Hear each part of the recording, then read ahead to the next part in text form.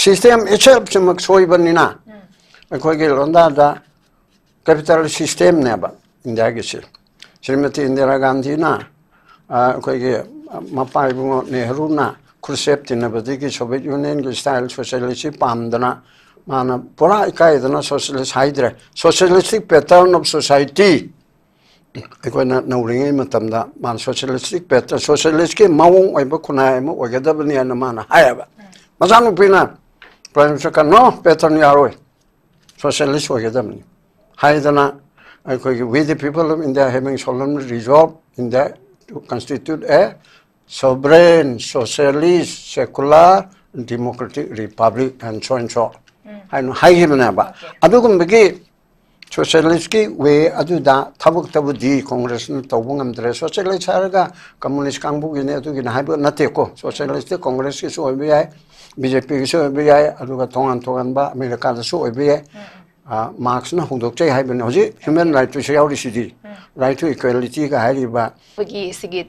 channels makki development mak da koi khana ki basule bani bot chori kogi election da free and fair pangthok pangam da basigi matang da khana ki basule bani aduga overall kogi India gi electoral politics da yanga kanda hari basing se kogi opposition gi leader ama oitara ga sumak da paikhalai ba kogi masigi thabak se habe tare masi kogi election da free and fair oirakna bagi Romda koi afaba khongtang hana lobby branch overall koi India gi wena leriba electoral politics ta pamung ge ba pinishe kai thambini amna phajaba topic ni hojike leriba mohot chori factory and electoral politics in India mase moi politically launa ba poti oraga so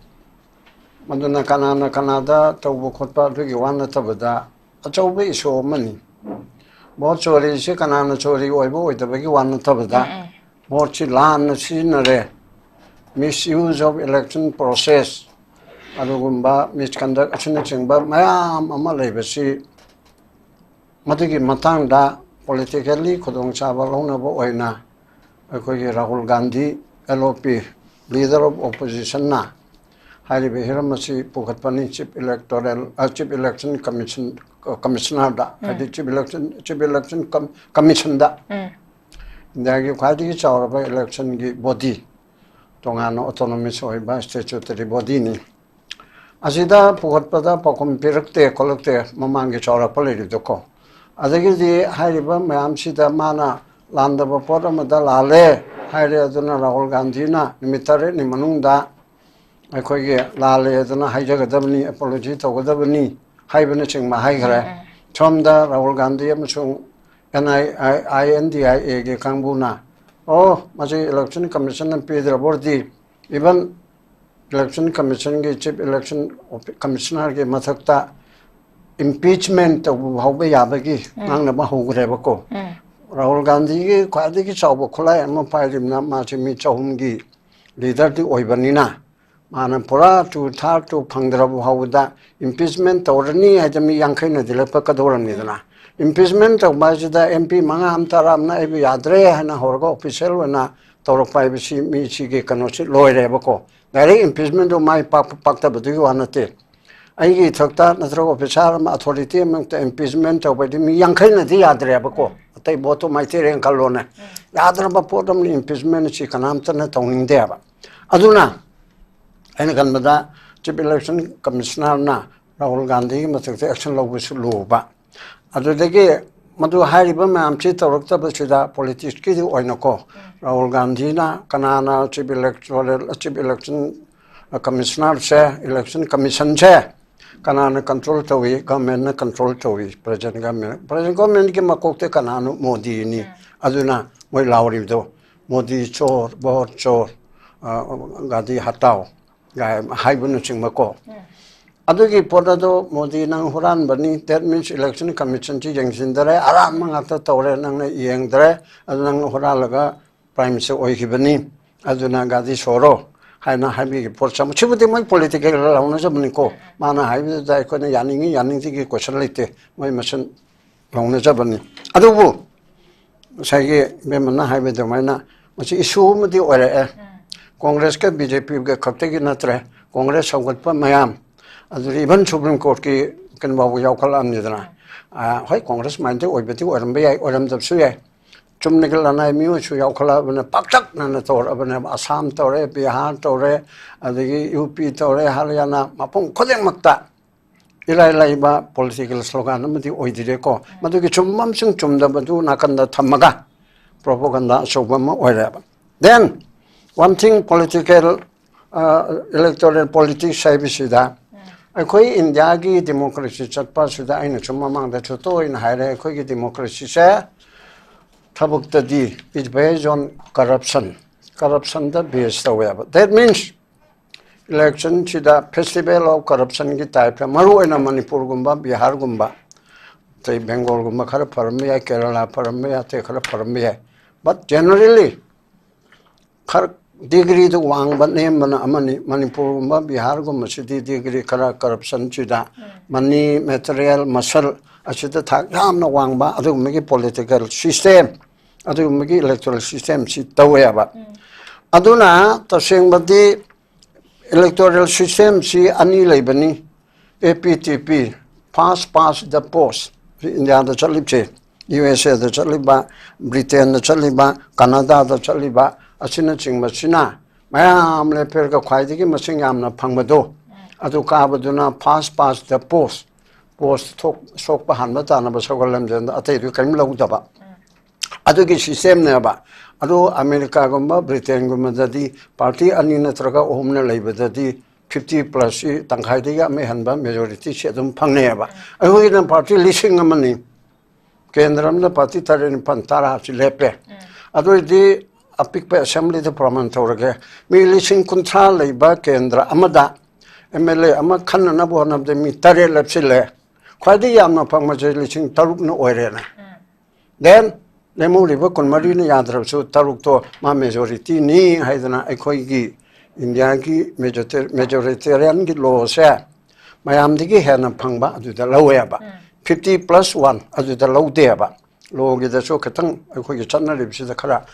ममिंग अमा हाय अदु ओइरबनाबा अदुना अदुगी pot अदु ओइबनिना मदु ओइनना बो होनबदा second third fourth तारिबा मयामदिगी कानब अमता फंगरोयबा अदुगुमबगी फास्ट पोस्ट द पास हाइबा फास्ट पास द पोस्ट हाइबा अनि सुबना प्रोपोर्शनल रिप्रेजेंटेशन हाइदि प्रोपोर्शनल इलेक्टोरल सिस्टम चोकवी पीआर सिस्टम प्रोपोर्शनल रिप्रेजेंटेशन दना मीना वोट लेपते पार्टी ने लेपेबा कम्युनिस्ट की कांग्रेस की बीजेपी की सिगी प्रोग्राम सी तौगने मोय मैनिफेस्टो दे होय मीदि तुम थमगनी केंद्र हुंफू की असेंबली द प्रमाण तौरगे को बीजेपी की हुंफू मयाम सि अदुगी ममिंग द स्कूल दा अदु वांखाइ दा अदु सिददि पार्टी सिंगसिना मतिक चादब कैंडिडेट अमत तौनरा अरोय मनमदि मी द खोमोय तोरिमनी पीआर ददि लाइक लाइसो हाइबा यूनिवर्सिटी के प्रोफेसर आईएएस आईपीएस अदि प्रजा के थबक तौबा का लौरबदो कोई बीजेपी के हुंफू अखोई कांग्रेस के हुंफू सीपीआई के हुंफू जनता दल के हुंफू हाइदर सही मीदु के पर्सनालिटी द खोमोयबा नम के छोट वोट पिबियो इमो चौबी दे पिबो मनी दे पिबो चाउब दे पिबो हाइदरोयबा सीपीआई दे पिबियो अखोई छि तौनी कांग्रेस दे पिबियो अखोई छि तौनी हाइबा आइडियोलॉजी द बेस तौबा पार्टी न ले पाइतार असमता पार्टी दुना मागी परसेंटेज दुना चामी के मनुंगदा कांग्रेस न नत्रगा बीजेपी ना 50% फंगेना देन मागी वोट शेयर से कुंथ्रा ओइरनी अदुगी पानना बा अंका दुम लेको अदुगी 20% दा फंगे अदुदी मासे 35 फंगनी अदुदी 10% 5% दा फंगबा बाउबा एमएलए अमा अनि गुम फंगबा यायबा सिददी अदुदी अपिक पार्टी वदसो स्टेट टुगे इंडिपेंडेंट कानद्रे अदुदा अपिक पार्टी 5% पछे सीपीआई गए कायानु फंगदे एमएलए मरी मंगा फंगबा याबने ममंगे गिददी हजिके 22 के इलेक्शन दुदा अदुना अदुगुम्बा प्रोपोर्शनल रिप्रेजेंटेशन से मसीना नेदरलैंड गा ब्राजील गा अर्जेंटीना गा साउथ अफ्रीका गा जर्मनी गा कौन मजाय को नेपाल से तौगेगुम तौबने अदुबु मरक सिदा मोगी खरु से नबल लेग्रे मोइसो अखोइगे प्रोपोर्शनल रिप्रेजेंटेशन तौनी तंखाइदिगे अमा हेंदबा यादबा अदुगे बोतो लेबन अदुना सिस्टम अनि सिदा फास्ट पास द पोस्ट से मसीना इंडिया की जी party यामबनिना कनागुम ममतना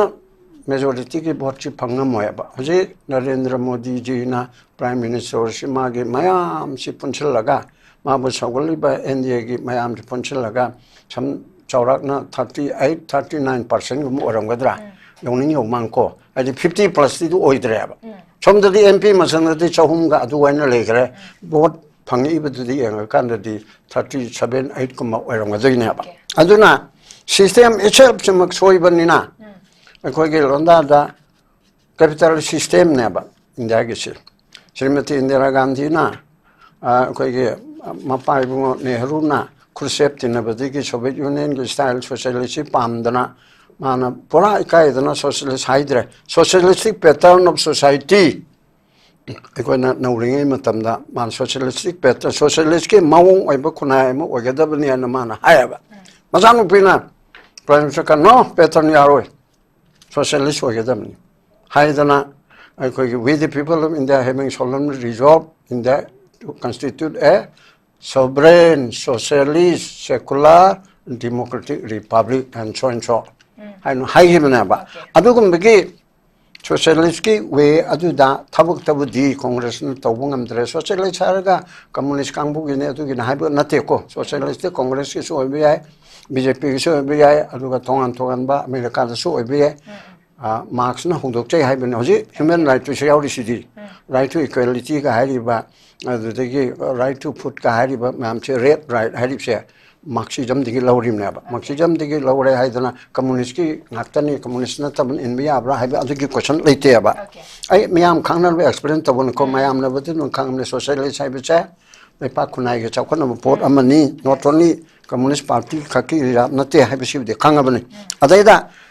sigum bagi system amagi changman kharaba sigum bagi system amagi makha da taubanina Narendra Modi gi BJP na katokaran tauba Congress no cho katokaran tauba amana su tauba adu gi room se chaw na legraba aduna an ba first round ene thamning se vote chor do kanana chor oibo idabatu politics ke wadu ko handing dre aduga amot system amati lady be Yes. Akoi ki present electoral system cha masi hongdok ta ba yaroi Okay. aduna tragati alternative congress na pairab so adagi third pranam na pairab so ajiki system cha di adum amot pa bawr chor ki question cha kanana ta wona cha adum legani Okay. Pawang pasan thambikre koigi Lairiba koigi hoziki lairiba system she masi matang chari kanda koigi mari lena basing na semto okta taraga de koi future da sudumak hariba chapmana ba pot sudumak tholokpa yaba ki pot amakak leiba any party amna pai taraga su ruling da lei taraga su masigi thabak se dum torokpa yaba ki pot amakak leiba maram aduna koigi lairiba system se yamna tuna koigi semto over madi change habaduni ai matum me but lakchaningi badi hariba Rahul Gandhi na pikiba koigi vote chor gi campaigns na maram ora kanda koigi BJP gi leaders sing na habitare Bangladesh samadi Nepal da uji thokiba khogi youth singi ho habitar maroina Nepal da kui jiba da thokiba khogi youth singi nepotism amadi corruption gi matang da thokiba khogi iho habitar maduga manaba ama India da hariba situation duga manaba ma India da laknab gi damag da khogi Rahul Gandhi na koi lakna ba honare lakpa pam habigi pot ama khaksu lei ba habitar matang sa lakchani wadi political miles lobuduna start am da thamkar kanda hariba ECI hariba mafam city yamna kogi neutral oina chatpa yamna magtang ai fadabagi pot ama khaklei bani adubu VJP amadi ECI haribasna khoi neutral oina VJP na tawi na tragana ECI na neutral oina tawi hai taragadi mkoi static su clarification ama khaksu pi ba makhakti changi ba magdi koi false narrative ni habagi pot ama khaksu thamkre but hauzik VJP static su hariba masida khogi clarification ama haiba tare masi pham thok tabra natragadi khoigi hariba pose dum political go hunabagi pot adum chakki taragadi khoigi aware hogoda ba youth tadi khoi political hunabadi harakanda khoigi aware hoda bagi pot ama khak lakpa ya bagi pot ama khak soiba mo kamai thabini hoje harise khoigi system che soiraba system haimedo ore particularly for the last election ma amma to reko 74 years ki mamanda 75 60 aduna usai aina hai bedo kwadi maro che chibida electoral system ani khotana ba leipse hoi adugi manunda china gumda hoi moichuni ani ge manunda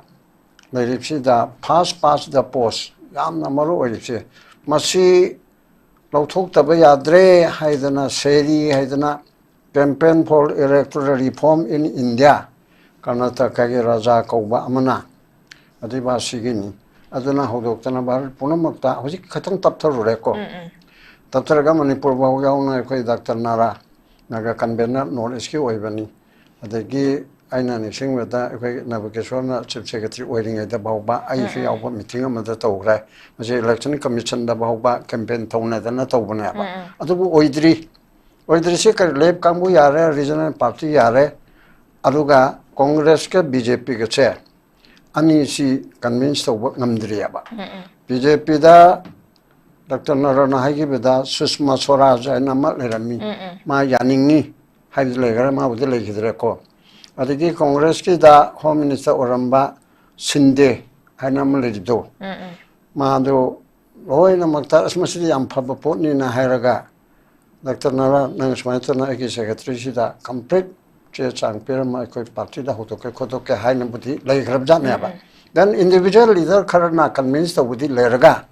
Congress ki so Sonia Gandhina, Rahul Gandhina, Kargena, top leader Singna, Masiki Port Ase, Monpra, Tabo and Tadri, BJP so Prime Minister, Home Minister Nadana, Central Leadership na, Chilumnadi, Lopatriaba. Party Anisina. Majority the Karamapung Ibu party had Tarate Mambu Towidabanate. Ani Sinabu Torani had a deal.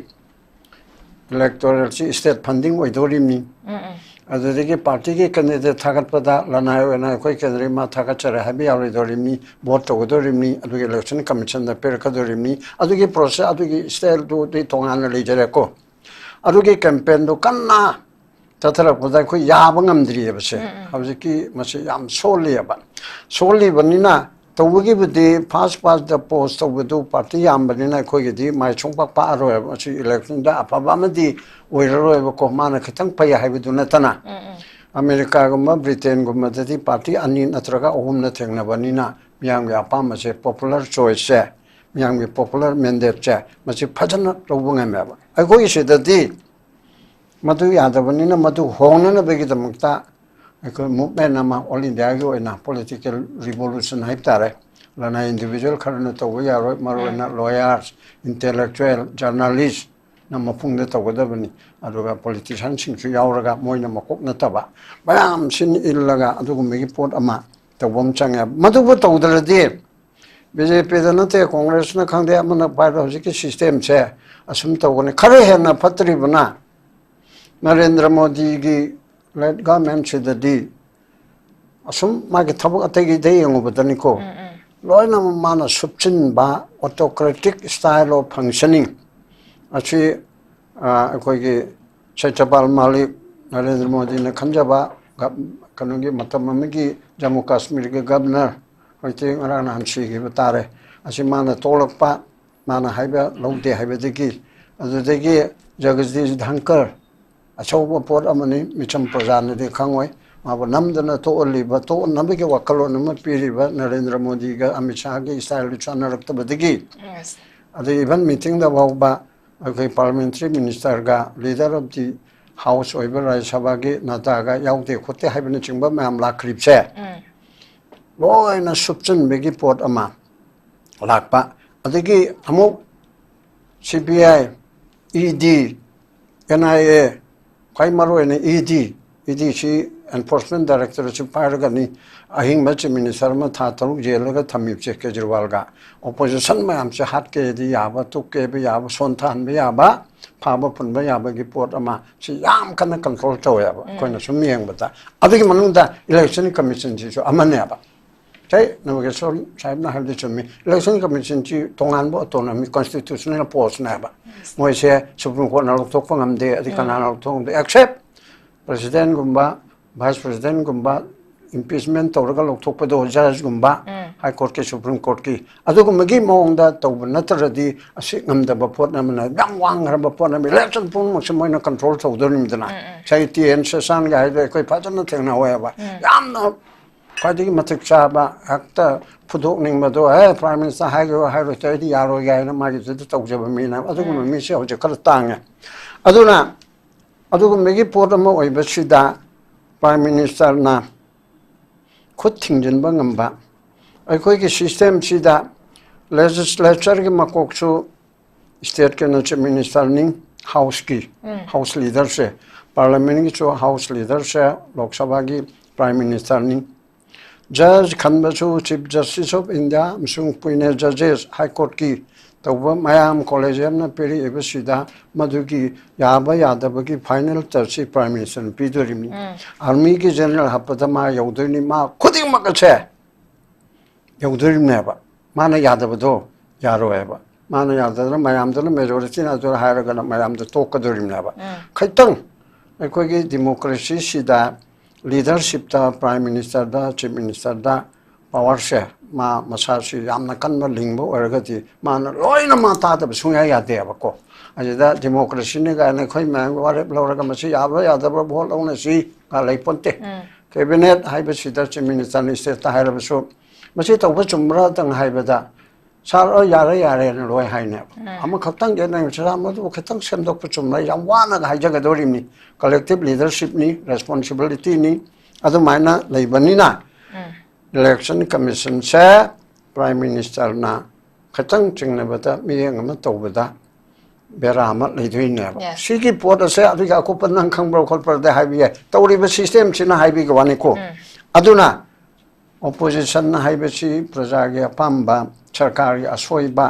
ꯂꯥꯎꯒꯗꯕ ꯈꯣꯡꯒꯗꯕꯅꯤ ꯑꯩꯈꯣꯏꯒꯤꯗꯤ ꯑꯩꯅ ꯏꯊꯠꯇꯅ ꯍꯥꯏꯖꯕ ꯗꯤꯕꯦꯇꯤꯡ ꯋꯥꯔꯜꯅꯤ ꯍꯧꯖꯤꯛꯁꯦ debate ꯌꯥꯎꯗꯅ ꯄ꯭ꯔꯤꯊꯤꯕꯤ ꯍꯤꯡꯕ ꯉꯝꯗꯦ ꯗꯥꯏꯂꯣग ꯌꯥꯎꯗꯅ ꯑꯗꯨꯒ ꯗꯤꯁꯀꯁꯟ ꯌꯥꯎꯗꯅ ꯄ꯭ꯔꯤꯊꯤꯕꯤꯁꯤ ꯃꯤꯑꯣꯏꯕ ꯈꯨꯟꯅꯥꯏꯁꯤ ꯍꯤꯡꯕ ꯉꯝꯗꯦꯕ ꯏꯁꯤꯡ ꯌꯥꯎꯗꯅ ꯍꯤꯡꯕ ꯌꯥꯗꯕꯒꯨꯝ ꯂꯣ ꯌꯥꯎꯗꯅ ꯍꯤꯡꯕ ꯌꯥꯗꯕꯒꯨꯝ ꯗꯤꯕꯦꯠ ꯌꯥꯎꯗ꯭ꯔꯗꯤ ꯌꯥꯗꯦꯕ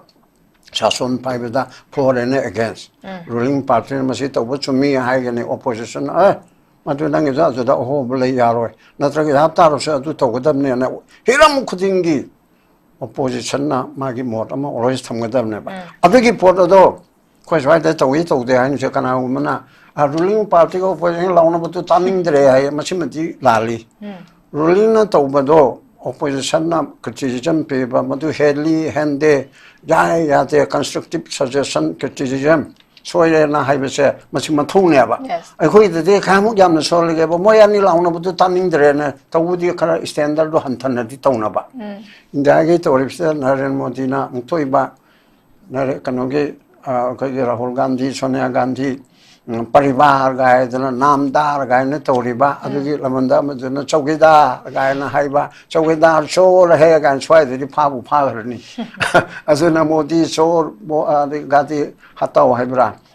ꯑꯗꯨꯒꯤ ꯒꯥꯗꯤ ꯁꯣꯔ ꯍꯥꯏꯕ꯭ꯔꯥ ꯑꯗꯨꯒꯤ ꯇꯧꯔꯤꯕ ꯈꯣꯠꯂꯤꯕꯗꯣ ꯊꯥꯛ ꯋꯥꯡꯕꯅ ꯅꯔꯦꯟꯗ꯭ꯔ ꯃꯣꯗꯤꯅ ꯌꯥꯅꯤꯡꯗ꯭ꯔꯕꯁꯨ ꯃꯥꯅ ꯈꯨꯝꯗꯦꯕ ꯃꯥꯒꯤ ꯃꯈꯥꯗ ꯂꯩꯕ ꯃꯌꯥꯝꯁꯤꯅ ꯉꯁꯥꯏꯗꯤ ꯔꯕꯤ ꯁꯪꯀꯔ ꯄ꯭ꯔꯁꯥꯗ ꯐꯣꯔꯃꯔ ꯂꯣ ꯃꯤꯅꯤꯁꯇꯔ ꯃꯥꯅꯒ ꯍꯥꯏꯕ ꯍꯥꯏꯐꯦꯠ ꯇꯤꯚꯤꯗ ꯌꯦꯡꯉꯛꯏ ꯀꯔꯤꯅꯣ ꯑꯣꯄꯣꯖꯤꯁꯟ ꯂꯤꯗꯔ ꯑꯃꯅ ꯁꯨꯃꯥꯏꯅ ꯄ꯭ꯔꯥꯏꯝ ꯃꯤꯅꯤꯁꯇꯔꯗ ꯑꯗꯨꯛ ꯄꯔꯁꯣꯅꯦꯜ ꯑꯣꯏꯅ ꯆꯩꯔꯤꯁꯤꯕꯣ ꯃꯁꯤ ꯇꯧꯍꯟꯅꯤꯡꯗꯦ ꯀꯥꯏꯅ ꯃꯣꯏ ꯌꯥꯝꯅ ꯁꯥꯎꯔꯦꯕꯀꯣ ꯑꯗꯣ ꯁꯣꯝꯗꯗꯤ ꯁꯥꯎꯍꯟꯅꯕ ꯍꯥꯏꯅ ꯇꯧꯔꯤꯕꯅꯤ ꯔꯥꯍꯨꯜ ꯒꯥꯟꯙꯤꯕꯨꯗꯤ ꯍꯣꯏ ꯃꯣꯏꯒꯤ ꯄꯣꯂꯤꯇꯤꯀꯦꯜ ꯒꯦꯟꯒꯤꯅ ꯑꯃ ꯑꯣꯏꯖꯔꯕꯁꯨ ꯈꯔ ꯑꯁꯣꯏꯕꯗꯣ ꯂꯩꯕꯅ ꯀꯔꯤꯒꯨꯝꯕ ꯈꯔ ꯁꯣꯏꯔꯦ ꯍꯣꯏ ꯀꯣꯡꯒ꯭ꯔꯦꯁꯅ ꯇꯧꯔꯝꯃꯁꯨ ꯑꯗꯨꯝ ꯍꯥꯏꯗꯣꯔꯤꯕꯅꯤꯀꯣ ꯑꯩꯈꯣꯏꯗꯤ ꯑꯁꯣꯏꯕꯗꯨ ꯂꯩꯕꯅ ꯍꯥꯏꯔꯤꯕ ꯄꯣꯠ ꯑꯁꯤ ꯄꯨꯊꯣꯔꯛꯄꯅꯦꯕ ꯑꯗꯨꯅ ꯑꯀꯣꯟꯕꯒꯤ ꯔꯥꯎꯟꯁꯨ ꯄꯪꯁꯥꯡꯁꯨ ꯁꯥꯡꯗꯕꯅꯤꯅ ꯏꯂꯦꯛꯇꯣꯔꯦꯜ ꯁꯤꯁꯇꯦꯝꯁꯦ ꯆꯦꯟꯖ ꯇꯧꯗ꯭ꯔꯤꯉꯩꯗꯤ ꯑꯗꯨꯝ ꯂꯩꯒꯅꯤ ꯃꯃꯥꯡꯉꯩꯗ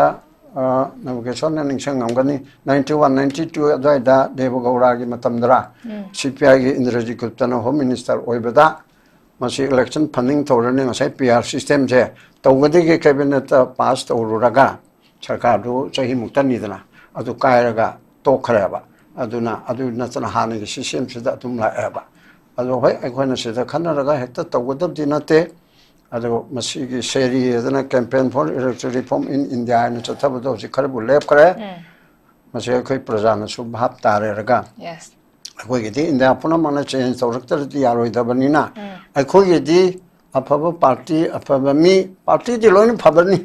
ꯃꯤꯗꯣ ꯃꯤꯁꯤꯗ ꯑꯩꯈꯣꯏꯅ ꯀꯔꯝꯍꯥꯏꯅ ꯀꯔꯝꯕ ꯃꯤꯕꯨ ꯇꯤꯀꯦꯠ ꯄꯤꯒꯗꯒꯦ ꯍꯥꯏꯕꯁꯤ ꯌꯧꯅ ꯄ꯭ꯔꯖꯥ ꯃꯌꯥꯝꯅ ꯈꯟꯕ ꯆꯨꯝꯃꯦꯕ ꯅꯠꯇ꯭ꯔꯒꯗꯤ